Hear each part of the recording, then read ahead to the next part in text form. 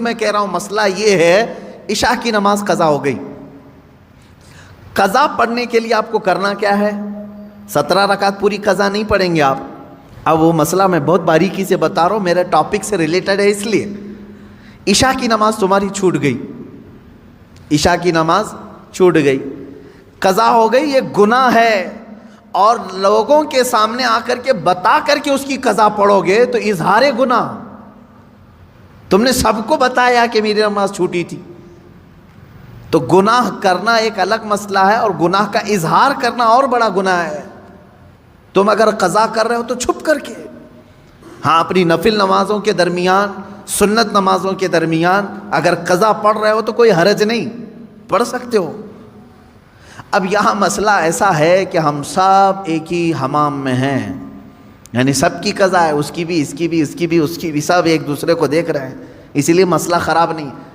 بزرگان دین پہلے اس پر بہت تنبیہ کرتے تھے، اگر کوئی ایک بندہ قضا نمازیں سب کو دکھا کے پڑھ رہا ہے تو سارے لوگ اسے گرفتار کر لیتے، پکڑتے ہیں کہ تو ایک گناہ کیا اور سب کو آ کر مسجد میں بتا رہا ہے. تو یہ پہلے کا یعنی ان بزرگوں کا ایک تقویٰ تھا. لیکن آج بھی میں کہہ رہا ہوں مسئلہ یہ ہے، عشاء کی نماز قضا ہو گئی. قضا پڑھنے کے لیے آپ کو کرنا کیا ہے؟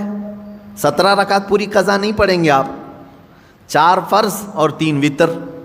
مسئلہ تو یہی ہے نا. کل کی عشاء کی نماز اگر کسی کی چھوٹی، فار ایگزامپل اللہ نہ کرے، آج وہ قضا کرنے کے لیے کھڑا ہے تو کیا کیا نمازیں قضا کرے گا؟ 4 رکعت فرض عشاء کی اور 3 رکعت واجب. یہ 2 نمازیں قضا ہوتی ہیں عشاء میں، یعنی کل 7 رکعت. وتر کی نماز جب پڑھتے ہیں تو آپ کو یہ بھی معلوم ہے تیسری رکعت میں کیا کرنا رہتا ہے؟ دعائے قنوت. حنفی جتنے بھی ہیں پیروکار ان کو معلوم ہے، تیسری رکعت میں جب ہم کھڑے ہوتے ہیں سورہ فاتحہ اور سورہ پڑھنے کے بعد ہاتھ چھوڑ کر پھر دوبارہ تکبیر باندھتے ہیں اور دعائے قنوت پڑھتے ہیں، ہے نا؟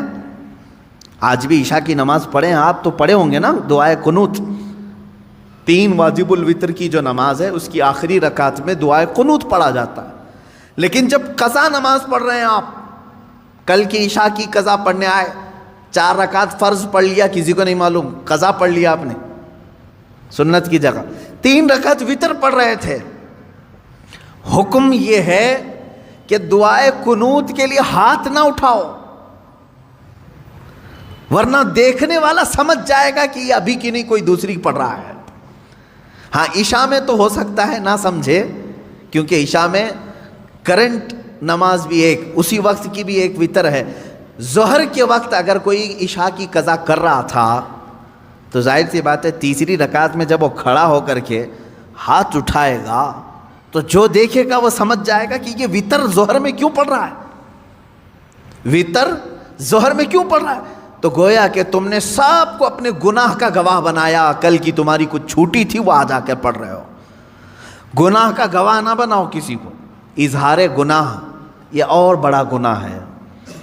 یہ مسئلہ آپ نے سمجھ لیا ہوگا. اب اندازہ کرو ایک چھوٹی ہوئی نماز کو بندہ جب ادا کرنے آ رہا ہے تب شریعت نے اتنا حکم دیا ہے کہ چھپ کر کے کرو. ان لوگوں کا کیا انجام ہوگا جو فحش کلامی علل اعلان کرتے ہیں، رات کو زنا ہو گیا ہے، فلاں کے ساتھ فلاں ہو گیا ہے، اس کو مزے لے کر کے بیان کرتے ہیں، ان کا کیا انجام ہوگا. میاں یہاں نماز کی قضا کے لیے بھی شریعت نے کہا ہے کہ اس طرح پڑھو کہ لوگوں کو خبر نہ ہو. اور لوگوں کی جو برائیاں بیان کرتا ہے کٹوں پہ بیٹھ کر کے، اس کا کیا انجام ہے.